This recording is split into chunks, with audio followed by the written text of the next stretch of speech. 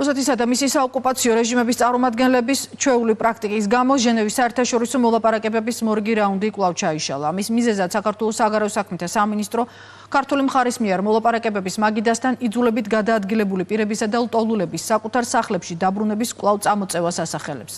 აღნიშნა ასევე საერთაშორისო სამართლის ფუნდამენტური პრინციპებისა და ნორმების დარღვევით სოხუმში აეროპორტის ამუშავება, რეგულარული ავიარეისების დაწყება და რუსეთიდან სოხუმში სარკინიგზო და საზღვაო სამგზავრო მიმოსვლის ამოქმედება. საქართველოს დელეგაციამ დააყენა ყველა საკითხი, რომელიც დაკავშირებულია ადგილზე არსებულ მძიმე უსაფრთხოების და ჰუმანიტარულ ვითარებასთან, რაც პირველ რიგში მომდინარეობს რუსეთის უკანონო ყოფნისგან, უკანონო სამხედრო ყოფნისგან საქართველოს ოკუპირებულ ტერიტორიებზე.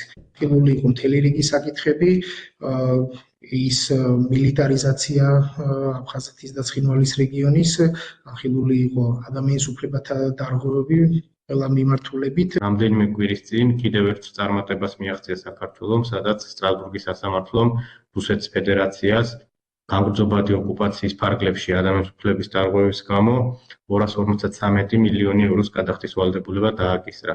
ჩვენ რა თქმა უნდა ეს გადაწყვეტილება ძალიან წაგვეხმარა მიმდინარე რაუნდის ფარგლებში, ჟენევის მოლაპარაკებების ფარგლებში და ყველა ის უფლება, რომელიც გამგრძობადად ირღვევა, ეს არის მიმოსვლის თავისუფლება, საკუთრების უფლება, განათლების უფლება, ასევე მნიშვნელოვანი არის დევნილების საკუთარ ადგილებზე დაბრუნების უფლება.